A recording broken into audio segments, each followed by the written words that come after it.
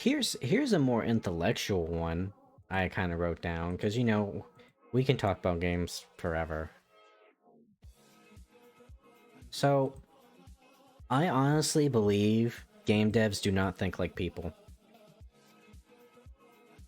And here's what I mean. Okay. I don't know if this is true or not, but my dad, he plays a lot of Starfield. In fact, he is having real gamer hours. He usually goes to bed at 8, and I saw him playing until about an hour ago. And so there was a mod, and for those that don't know, why everyone says, I guess spoilers for Starfield, like 10 seconds or some shit. No one cares. Yeah, no one cares at this. If you're not playing at this point, you're not playing at this point. Good point. That's a good point. So when you get to the end of the main story, you go through the Unity, and it sends you into a parallel universe. You can choose not to go, but you can go to a parallel universe, and it will be something different. Like, the only one that makes Sarah tolerable is her and Barrett swap personalities. There's one where Sarah's a plant. Instead of making a good game, they just fucking put all this bullshit in that no one cares about. There's one where who's the cowboy in like the constellation? Sam something? Fucking know. Yeah. Yeah, there's one where the kid's annoying. Yeah. Well, there's one where the kid is actually grown up, and she just goes around to parallel universes trying to hunt down another version of you that killed her dad. And then there's one where like you die in the start of the game, or like you can meet another you and they can become a party member. And so there was a mod because every time you go through is random. Well, that just lets you pick which one you want, which pretty good. I think I remember hearing Bethesda took that mod down. Now Vulcan. Let's do a little thought experiment here, okay? Visualize. Envision. You're about to go through the Unity. You want one of the very specific, like, parallel worlds. What do? I kill myself. Because I'm not playing this game. Okay. But here's what you would logically do, okay? you would save the game right before you go through. You go through, and then if you don't get what you want, you reset. Are you playing Digimon Cyber Sleuth? So. I was not. Dark Santa Carly. We're gonna be playing some Etrinasi tonight. Yeah, I had some technical issues earlier, so I just said fuck it. But yeah. So like this is what I'm talking about with the with like how game devs don't think like people. Is any logical person would just save scum until they get what they want and beat the odds. So why are you taking out the mod that's just gonna stop them from just, busting their balls and resetting every time? They're gonna get it no matter what. It's just whether or not you make it much of a pain. Here's another one, Vulcan. You play these games, and you actually kind of like these games. The Dragon Age series. Or any game with like a relationship system. Right? You do this thing, oh, Iron Bull like that, but Sarah hated that. It's a highlight reel. Oh yeah, no, this is the highlight reel, just so you guys have something to watch when I'm like away or if we're just chatting. But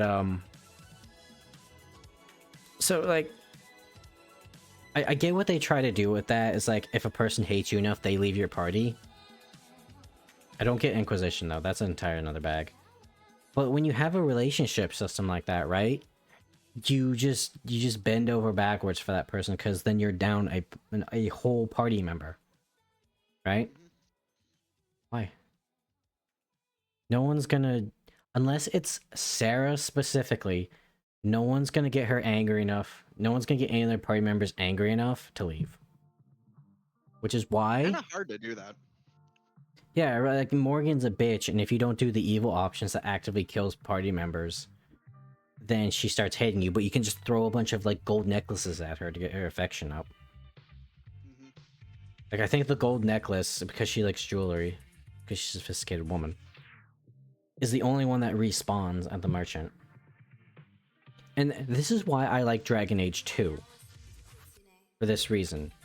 There was a lot of bad things in Dragon Age 2, but they didn't keep the good things. They were that scared of Dragon Age 2's failure. Was the relationship system in that game. And here's what I mean. On one end, you had friendship. And on the other end, you had rivalry. So, like, let's say Meryl, right? You just most, like, support all her dumb shit, support the mages, and then support the elves. If you don't do any of that, her rivalry goes up. Like, you pick the opposite choices. She will not leave the party because story-wise, it makes sense they would not leave the party because of the framing device of the story. And you can still romance them. So, like, Meryl's thing is, like, you support her and, you know, she finally has someone to, like, you know, rely on, even because everyone hates her.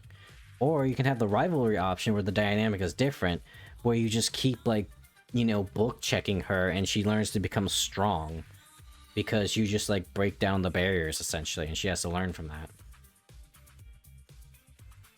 That's the system I like for the relationships, because, like Vulcan. It's more complex than just do good thing happen, or do bad thing happen. Yeah, like, you like shout her. You'd probably romance her if you had a gun to your head, you had to pick one of them. Would you ever choose something that she would purposefully hate? I do that. I do that in my current playthrough. Well, I mean, like, can they leave the party if they hate you enough? Oh yeah. Oh, they yeah. do. Okay. You can lose a lot of people.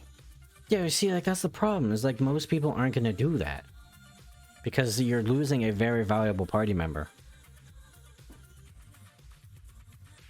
Well, see, It's I'm just neutral aligned enough that just my natural choices, other than the fucking becoming a goddamn mind flayer, is perfectly fine with really everyone. yeah, right. It's like if you have a paladin, a lawful good paladin in the party who isn't an oathbreaker because no one knows how to play fucking paladin. Wink, wink, nudge, nudge. Hey. Then you kind of screw. That reminds me of one of the worst decisions I've ever seen in a video game. This was one of those, like, CRPG revival games. Vulcan, do you remember Sword Coast Legends? That rings a bell more than I care to admit. It was a D&D, like, CRPG Divinity Baldur's Gate style game. We were on the Sword Coast. My dad actually liked the game. Most people did not like the game. Now he fucking hates it with a passion. And I'll tell you why. And I will spoil this. I will spoil the ending choice here. Because A, he didn't actually get to the end. And B, when you hear this, you will not want to play it either. Okay. Gonna go fight the big bad. The dad's a ranger. He's got the cleric. He's got, like, the elven, like, moon cleric or something. He's got the paladin in the group. And then he's got someone else, I can't remember. It must have been, I think it was a wizard. The cleric says, hey, you know, my life's been leading up to this. Let me sacrifice myself so you guys can go kill the boss. It's like, okay. That's what my dad does. Because he's one of those guys who's like, okay, I honor your sacrifice. We'll do it. So the cleric gives her life.